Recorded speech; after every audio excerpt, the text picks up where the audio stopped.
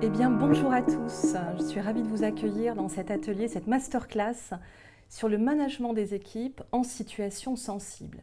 Alors, pour tout vous dire, aujourd'hui, nous sommes en plein dans cette situation sensible, y compris dans ce que nous vivons aujourd'hui pour ce congrès des DAF qui a été du coup remodifié. Et ce qui est appréciable, c'est de voir combien nous arrivons à nous adapter. C'est justement notre sujet du jour et j'ai le plaisir de vous accompagner pendant 45 minutes, d'être à vos côtés pour vous parler justement de cette attitude en tant que manager, comment on peut développer de nouvelles compétences, comment est-ce qu'on peut profiter de cette situation peut-être de crise, qui est une situation très nouvelle, pour pourquoi pas remettre à jour, pour mettre en évidence nos compétences relationnelles de manager. Voilà. Est-ce que cette crise actuelle, finalement, pourrait être aussi une opportunité de modifier nos façons de communiquer avec nos équipes et en tout cas d'intensifier l'accompagnement des équipes. Alors je sais que vous pouvez être préoccupés, et à juste titre, par des questions d'organisation, des questions aussi de contrat de travail, et vous avez sans doute pu profiter dans ce congrès de sujets autour de dispositifs d'aide, et c'est évident que tout ça est bien légitime. Par ailleurs, il y a aussi nos équipes, vos équipes qui sont à accompagner, et on sait que la crise comporte une charge émotionnelle évidente. Celle-ci ne peut pas être négligée. Donc j'ai le plaisir d'être avec vous pendant ces 45 minutes justement pour vous accompagner, vous donner quelques astuces, quelques éclairages en relations humaines pour vous aider à mieux accompagner vos équipes dans un climat sensible. Comment est-ce que je vais procéder? D'abord, je vais vous donner quelques éléments et faire un peu de bavardage avec vous pendant une vingtaine de minutes. Et puis ensuite, j'inviterai sur ce plateau deux managers en chair et en os qui vont témoigner chacun et me poser une question bien sûr en lien avec notre sujet. Voilà. J'espère que ces questions vous rejoindront, vous qui êtes de l'autre côté de l'écran.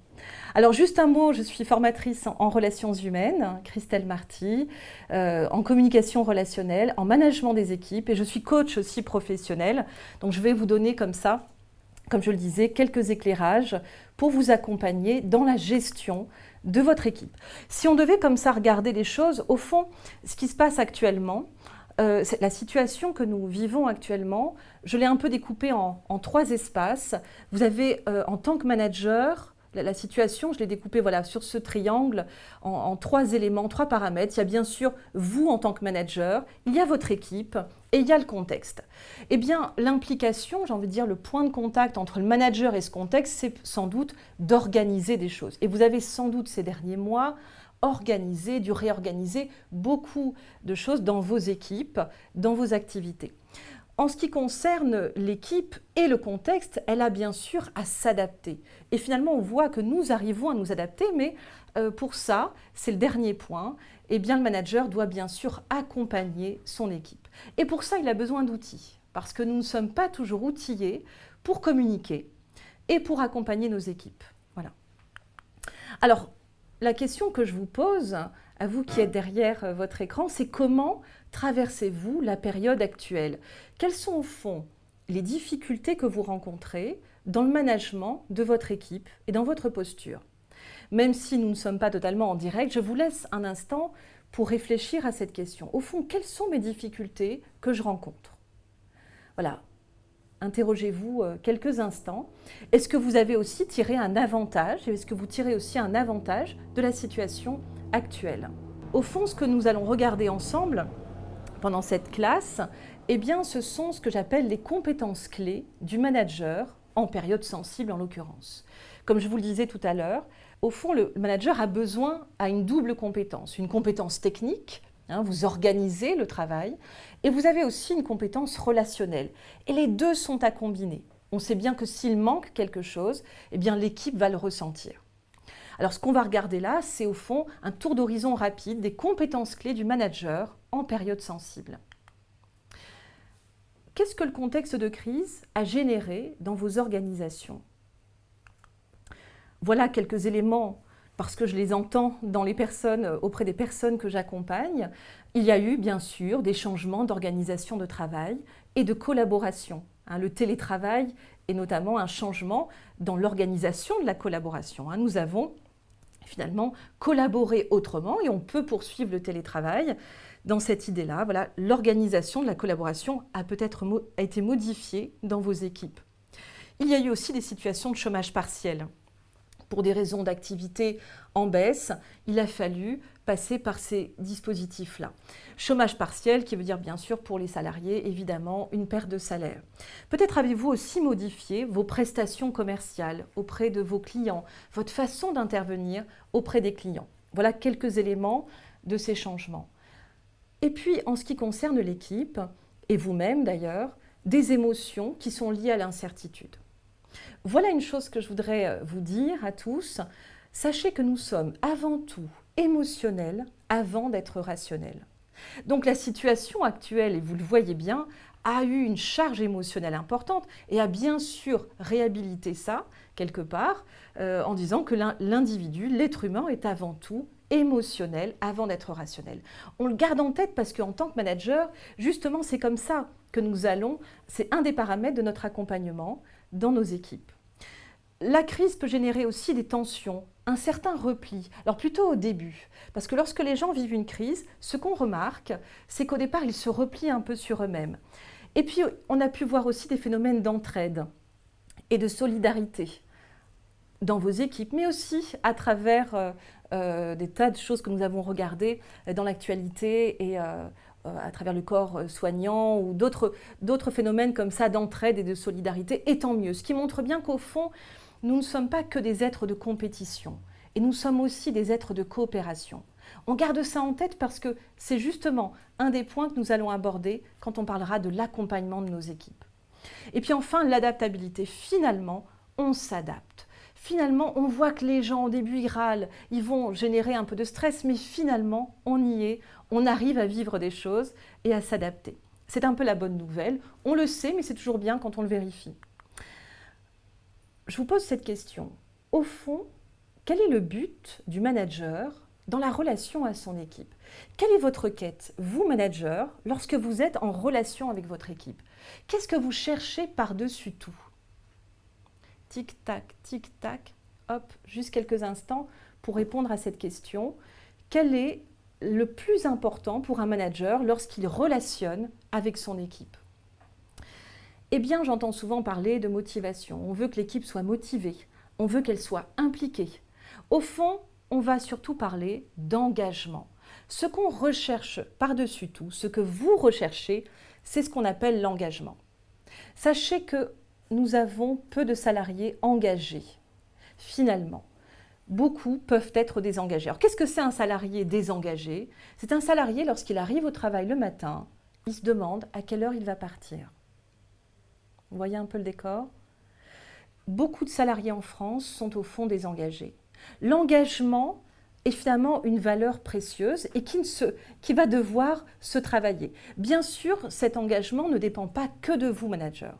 L'engagement est un consentement, c'est-à-dire que le collaborateur décide, dans son libre arbitre, de s'engager, d'être motivé par sa venue au travail tous les matins. Ceci dit, vous, en tant que manager, vous avez évidemment une influence sur l'engagement de votre équipe. Voilà la question que je vous propose de garder en mémoire tous les jours, s'il le faut, quand vous êtes avec votre équipe. Qu'est-ce qui, dans mon attitude, dans ma communication, me rapproche ou m'éloigne de l'engagement de mon équipe?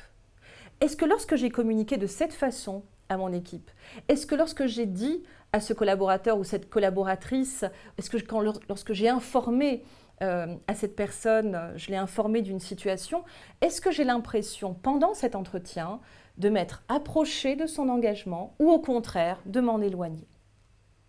Voilà, je vous propose de garder cette question. Elle est importante parce que souvent, nous, en tant que managers, nous avons un rôle important et nous pouvons manquer parfois de vigilance.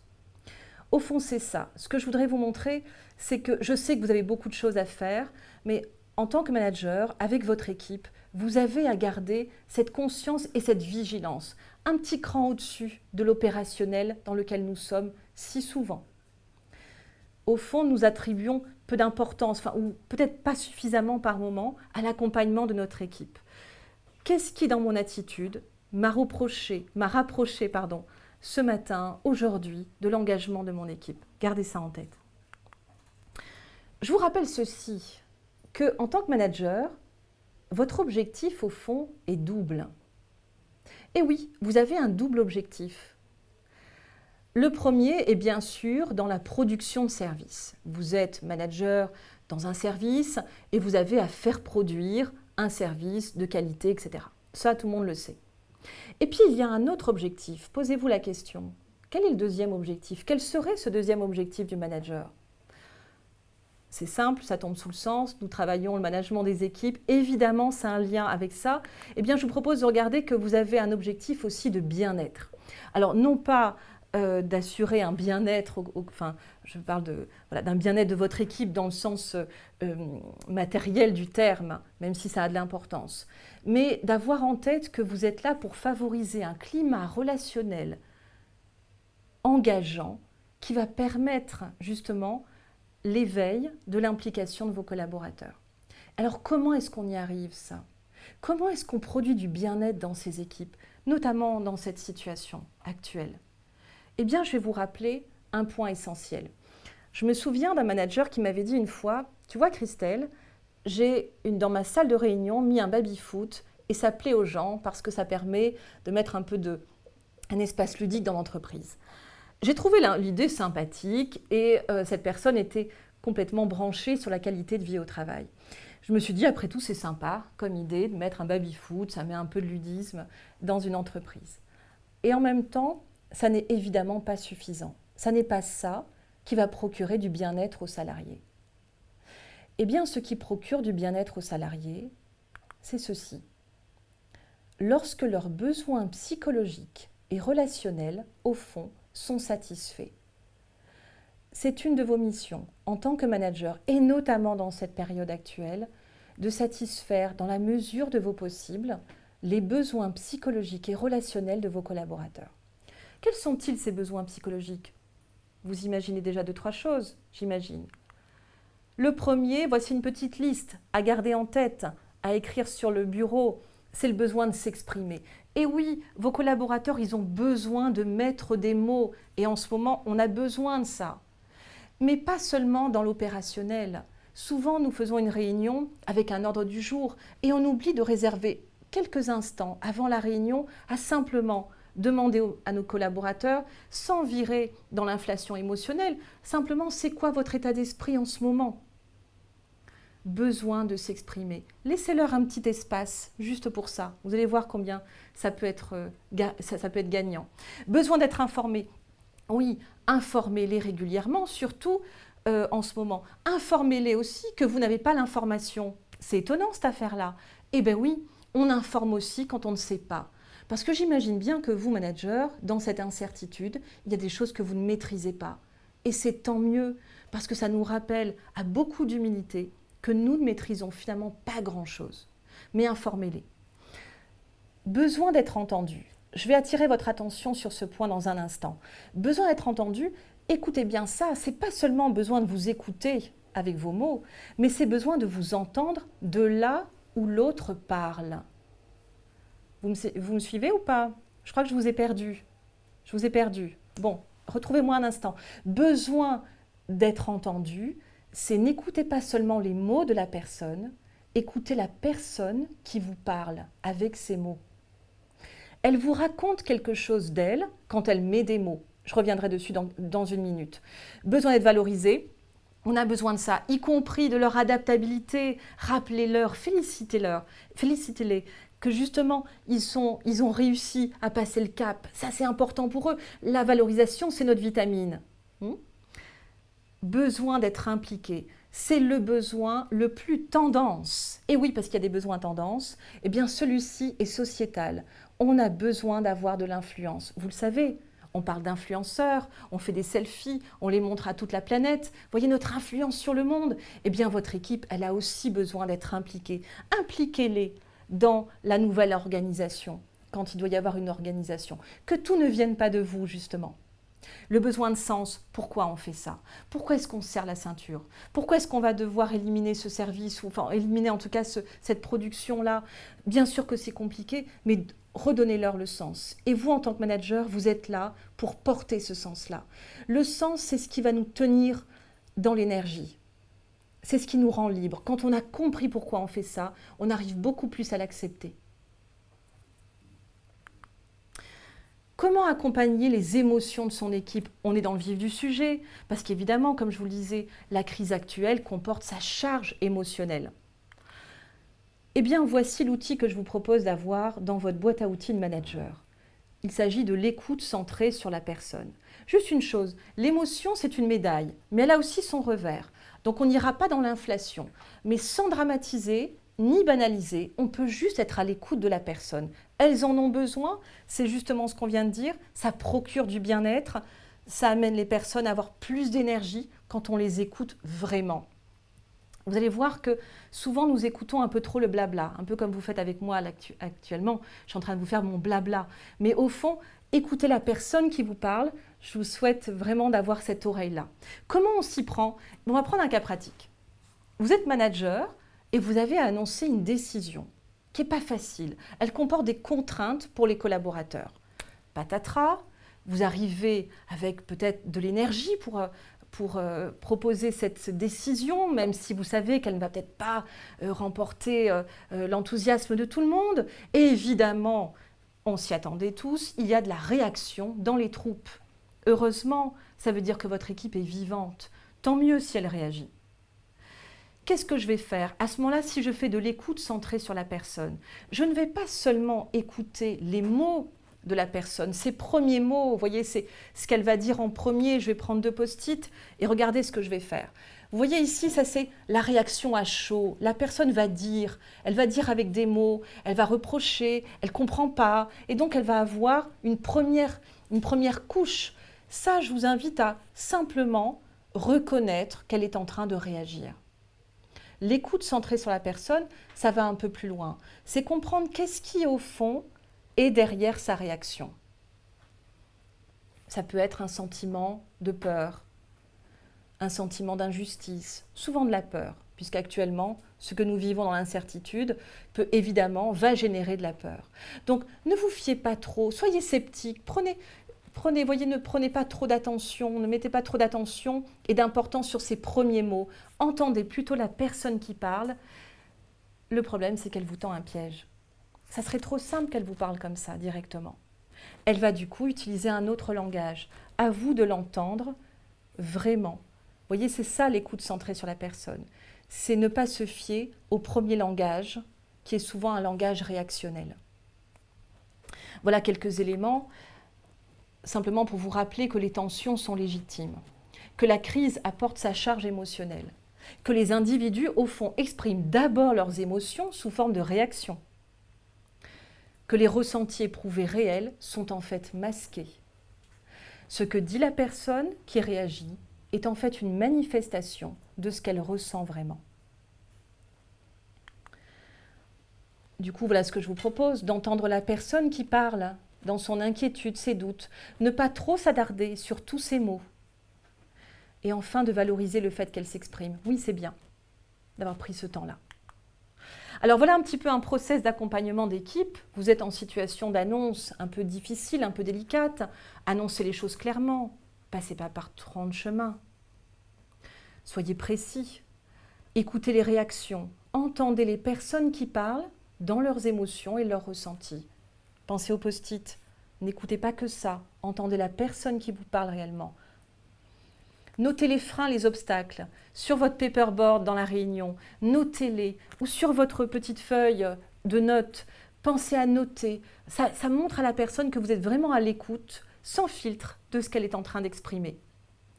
Et puis au fur et à mesure, amenez l'idée qu'au fond, on peut basculer vers des ressources et des avantages.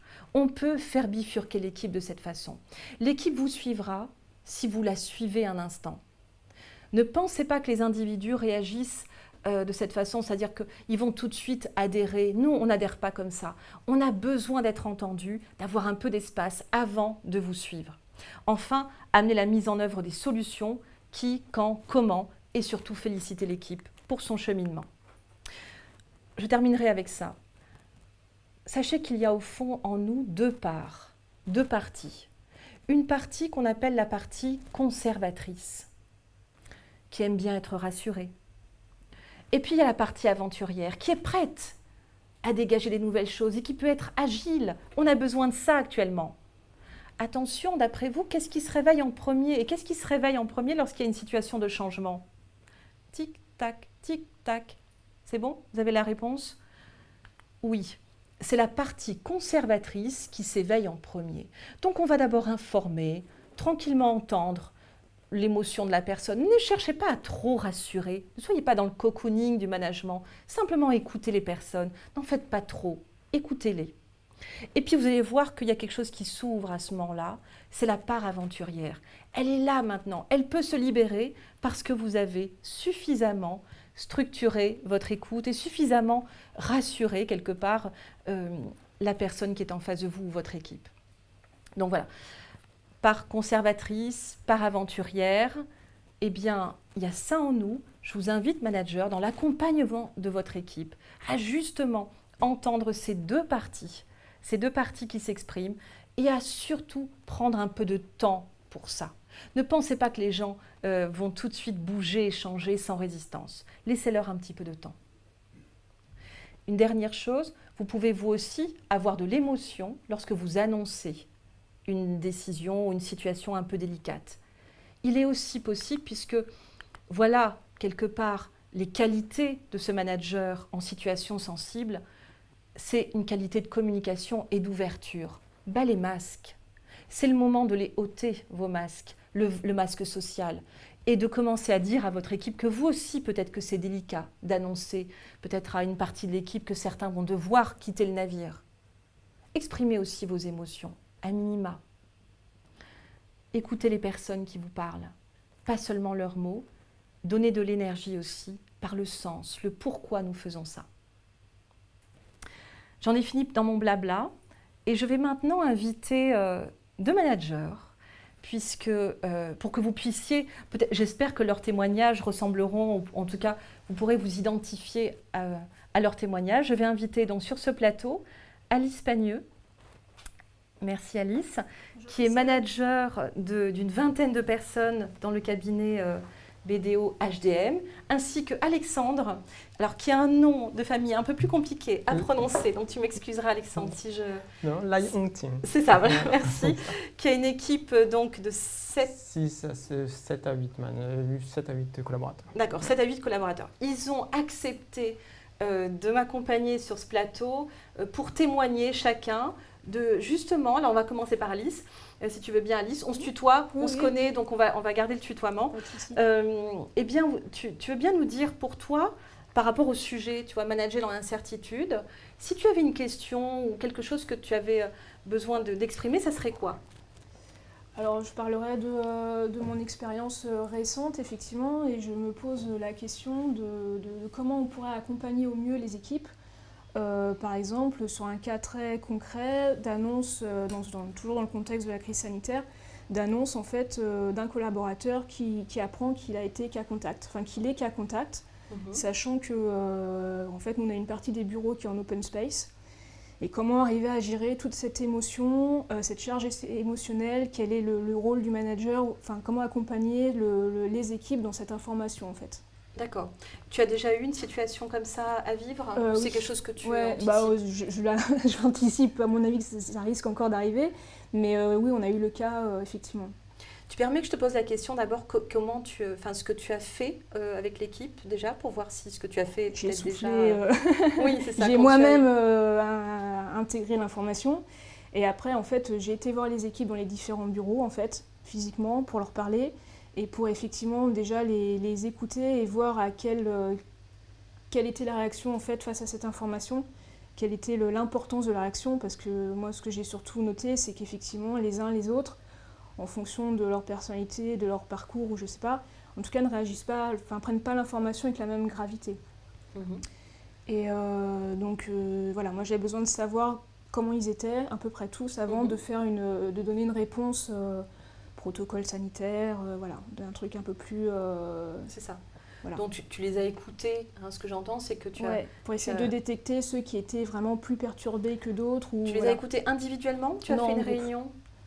C'était en fait, on était sur 2 plateaux, donc j'ai été dans les 2 plateaux, donc à chaque fois je me suis restée sur 2 fois une dizaine de personnes en fait. D'accord. Et comment ça s'est passé du coup dans cet échange? Il y a eu de l'expression des personnes? Il y a eu de l'expression, il y a eu des visages fermés, il y a eu des « oh, c'est la catastrophe », voilà. Et puis après, c'est vrai qu'en parlant, en essayant d'expliquer, de retracer un petit peu l'historique, de voir que tout le monde n'était pas forcément malade, enfin... Essayer de comprendre un peu, mettre un petit peu ensemble une stratégie, une manière de réagir par rapport à ça, de dédramatiser, de rentrer justement, enfin faire un peu baisser ce niveau émotionnel pour arriver un peu plus sur justement une décision rationnelle, qu'est-ce qu'on allait faire, comment on allait faire, et voilà. Et c'est une décision qui a été prise avec l'équipe? Elle a été prise en partie avec l'équipe, oui. Il y a une partie où on n'a pas trop le choix au niveau des tests et tout ça, les durées, mais effectivement, je pense que tout le monde a adhéré. Il y a vraiment eu un moment de silence où moi, je leur ai demandé de s'exprimer, puis voir s'ils avaient d'autres idées, s'ils avaient d'autres... Voilà. Okay. Et donc, quelle est ta question par rapport à ce que tu as fait? J'ai l'impression, en tout cas de ce que tu me dis, plutôt avec une excellence, presque dans l'accompagnement de ton équipe. Mais je ne sais pas, il y a peut-être encore d'autres choses à faire. Il y a eu excellence parce que on peut voir qu'on est dans l'excellence, enfin en tout cas dans de la qualité d'intervention, au fruit. Tu vois, si tu vois que ton équipe justement a de l'énergie pour créer une solution, c'est que finalement ce que tu as fait a produit de l'énergie. Et c'est ce qu'on attend du manager, que dans une situation, quelle que soit la situation, la façon d'amener les choses va faire que l'équipe produit encore de l'énergie, puisqu'elle arrive à trouver une solution. Oui, c'est ça. Donc, quelle serait ta question tout de même dans ce que tu as fait? Quand même, comment accompagner quand même au mieux justement la charge émotionnelle, peut-être se protéger aussi en tant que manager pour... Oui. Voilà, tu as ressenti ce besoin-là pour toi de te protéger aussi? Je parle de l'émotion. Hein, oui, parce qu'en fait, nous aussi, on a eu beaucoup d'émotions au moment de l'information, et justement, quelle est la limite voilà. Alors, en tout cas, de ce que tu as fait, je vais juste je vais amplifier un peu par rapport à ce que tu as fait. Je n'ai pas perdu de vue Alexandre dans un instant. Je vais revenir vers Alexandre. Mais ce que tu as fait me paraît très juste. C'est-à-dire que tu as pris l'information. Alors, tu as le droit d'avoir de l'émotion sur le moment. Il y en a eu. C'est bien d'avoir aussi ce temps un peu pour reposer un peu les émotions, parce qu'il y a en nous, évidemment, cette charge-là. Et il s'agit quand même d'avoir une posture professionnelle au moment où tu accompagnes ton équipe, même si, comme je le disais tout à l'heure, il est aussi possible de te livrer un instant pour dire que toi-même, tu es troublé par cette situation. Donc, ce que tu as fait me paraît très juste, c'est-à-dire, je réunis l'équipe, je peux avoir l'expression aussi pour moi, hein, si tu es quelqu'un de sensible et d'empathique, pouvoir dire que toi aussi tu es surprise et un peu troublée par cette situation. Et ensuite, j'informe de la situation, simplement, sobrement, hein, sans en faire trop. Et même si, voilà, je sais qu'il y a évidemment, on entend beaucoup parler de ce sujet, puisque c'est le sujet du jour, et qu'avec ça, les gens ont peur, hein, de la maladie et voire plus. Donc évidemment que ce que tu fais là, c'est que tu leur tends le micro en disant comment vous vivez ce que je suis en train de vous dire. C'est la première partie, c'est ce que je disais, c'est l'écoute centrée sur la personne. Hein, que tu entendes, voilà, à travers les visages plus ou moins fermés. Pense aussi effectivement à ce moment-là, entendre ceux qui se ferment et qui ne seraient pas très bavards pendant la réunion. Donc pouvoir un petit peu leur dire, voilà, je vois bien que ça n'est pas exprimé, mais qu'est-ce que toi tu en penses, hein, peut-être les voir après dans un deuxième temps. Ou les voir dans un deuxième temps, mais repérer peut-être ceux qui seraient silencieux et qui pourraient du coup vivre une émotion forte, qui pourraient les bloquer, hein, dans leur activité. Et ensuite, une fois que l'émotion est exprimée et verbalisée, c'est une façon de la maîtriser. Tu vois, ça peut permettre à l'équipe de dire, bon voilà, maintenant, comment souhaitez-vous qu'on s'organise? Nous sommes, encore une fois, non pas avec des enfants, mais avec des adultes, et il est tout à fait juste de leur poser la question. Moi, ce que j'apprécie bien dans ce que tu as fait, c'est que tu as embarqué l'équipe avec toi. J'ai préféré, en fait, prendre l'initiative, justement, d'informer, même si, effectivement, je n'ai pas de solution magique. Mais qu'ils n'apprennent pas ça par des bruits de couloir, ou voilà, surtout parce que ça aurait été encore pire, je pense. Donc là, dans ces moments-là, ce que j'ai dit, le besoin d'être informé, c'est vraiment important d'être très réactif. C'est ce que tu as fait, d'être à l'écoute. J'ai envie de dire, j'ai rien à redire de ce que tu as fait. Parce que, et encore une fois, on voit que l'équipe a produit une solution, on est bon. En tout cas, elle a adhéré effectivement après sur ce qui a été mis en place, quoi. Voilà. Alors, on adhère justement. Adhérer, c'est donner de l'énergie. On adhère lorsque le manager nous donne aussi un espace qui nous donne de l'énergie. C'est-à-dire que l'écoute que tu leur as offert, eh bien, permet à la personne de retrouver un peu d'énergie pour pouvoir adhérer. Je te remercie Alice pour... Est-ce que j'ai répondu? Oui, super. J'ai juste... j'ai pas vraiment grand-chose à dire par rapport à ce que tu as fait. Tu as fait quelque chose de très bien, qui est justement extrêmement relationnel. Et ça se voit parce que l'équipe est plutôt en forme. Elle est toujours en forme, ton équipe? Elle est toujours en forme, j'espère. Tant mieux, tant mieux. Merci. Je me tourne vers Alexandre pour ces dernières minutes. Alexandre, tu avais une question très précise. Tu as quelques minutes pour la poser. Oui. Alors moi, en tant que manager, c'est comment rassurer l'équipe lorsqu'on est amené à aller en déplacement, à aller en mission ou aller en clientèle. Aujourd'hui, avec la crise sanitaire, certains collaborateurs peuvent avoir une appréhension à se déplacer, à rencontrer des gens, à avoir du contact avec la clientèle. Et du coup, c'est comment les rassurer par rapport à ces déplacements qu'on doit reprendre tout simplement, parce qu'il faut aller quand même en mission, en clientèle pour pouvoir reprendre une activité normale. Déjà, première question. Et après, ma deuxième question serait comment recréer également une cohésion d'équipe suite après cette période de confinement où tout le monde a été dans leur petit cocon voilà. Ok, alors on va être rapide sur tes deux questions.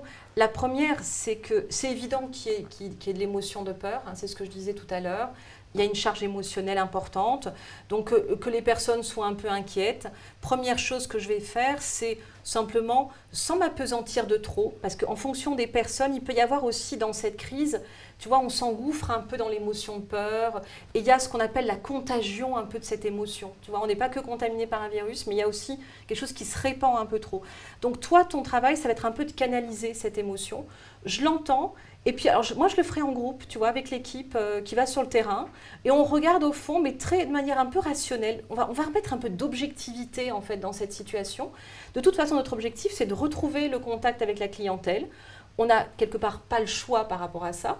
Maintenant, quels sont les freins que nous avons? Et en groupe, chacun va poser nos freins. Tu vois, on pose pour en faire presque une séance de travail, tu vois, moins individuelle. Individuel, tu risques de rentrer dans quelque chose qui va être trop émotionnel, et ça, c'est ce qu'on veut éviter. L'émotion, on l'écoute, mais jusqu'à un certain niveau. Alors, il y a un moment donné, il y a vraiment cet effet de contagion, attention à ça. Donc, toi, en tant que manager, eh bien, crée une séance de travail sur notre objectif étant de retrouver nos clients.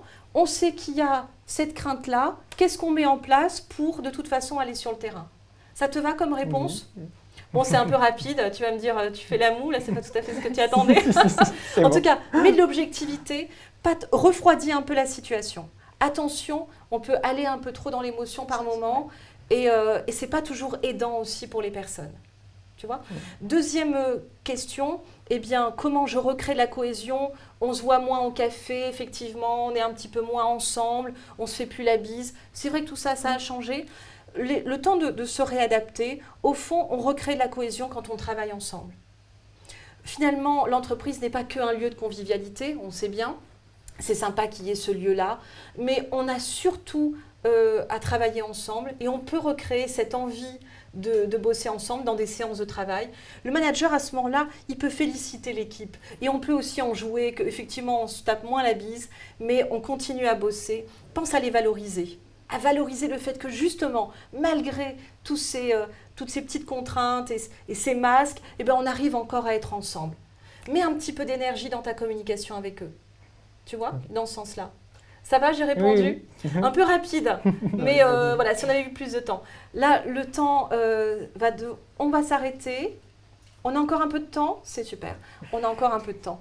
Eh bien, ce que je peux vous dire, c'est que nous avons évidemment pas totalement fait le tour de ce sujet sur l'accompagnement de nos équipes en situation sensible. Peut-être avez-vous des questions qui vous viennent à l'esprit.